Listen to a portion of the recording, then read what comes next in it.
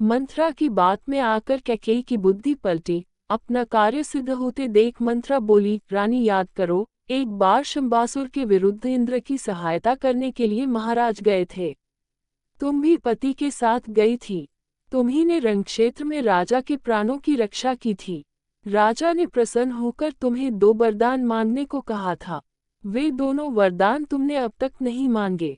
अब मांग लो। कोप भवन में जा बैठो और जब राम की सोनगद खाकर राजा वचन दे, तब एक वरदान से भरत को राजतिलक और दूसरे से राम को 14 वर्ष का वनवास मांग लो। कैकेयी ने ऐसा ही किया। रात को जब राजा दशरथ कैकेयी के महल में पहुंचे तो उनको रानी के कोप भवन में जाने का समाचार मिला। इस खबर से राजा के प्राण सूख गए। कैकेयी उनको प्राणों से भी अधिक प्यारी थी। वे उनके शरीर पर हाथ फेर कर मनाने लगे। राजा ने कहा, तुम क्यों ऐसी रूठी पड़ी हो?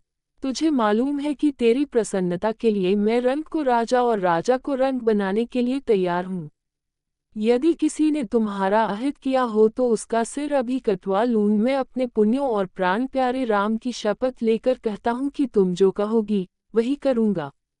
राजा ने जब राम की शपथ ले ली तो कैकेयी ने दोनों वरदान मांगे।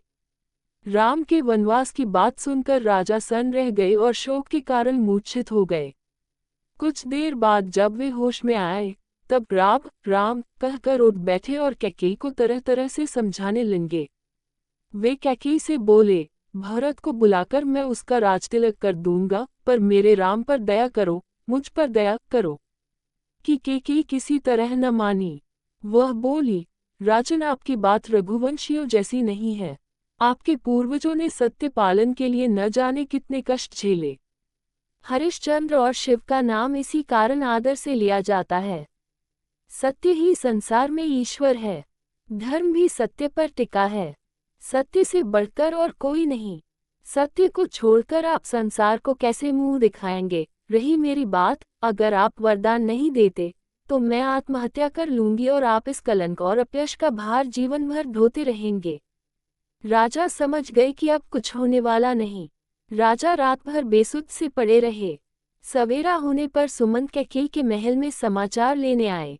राजा की दशा देखकर वे समझ गए कि कैकेयी ने कोई कुचल की है। सुमंत ने कैकेयी से राजा के दुख का कारण पूछा। कैकेयी बोली, मैं कुछ नहीं जानती। राम को ही वे अपने मन की बात बताएंगे। राजा का संकेत पाकर सुमंत राम को बुलाने गए। थोड़ी देर में लक्ष्मण के साथ राम आ गए। राम को देखते ही दशरथ बेसुध हो गए और कुछ बोल न सके। तब कैकेयी ने राम को सब बातें बताईं, अपने वरदान की भी बताईं। पिता का रुख देखकर राम ने दृढ़ता से कहा, पिताजी की प्रतिज्ञा की रक्षा के लिए मैं अभी वन जाता हूँ। भरत को बुलवाकर उनका राजतिलक कर दीजिए। मैं भाई भरत के लिए सब कुछ छोड़ता हूँ। अब राम अपनी माता कौशल्या के पास गए और उनको कैकेयी के भवन की सब बातें बताईं। ये समाचार सुनकर माता कौशल्या बेसुध सी हो गई और अपने भाग्य को कोसने लगी। मैं तो निरंतर अपने को घर की दासी मानकर सबकी सेवा करती रही। भरत को भी अपना बेटा ही माना। कैकेयी का भी बुरा नहीं चाहा, फिर मेरे साथ यह अन्याय क्यों?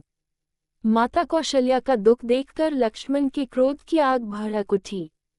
श्री राम ने लक्ष्मण को समझा बुझाकर शांत किया और कहा, मेरे बन जाने की तैयारी करो।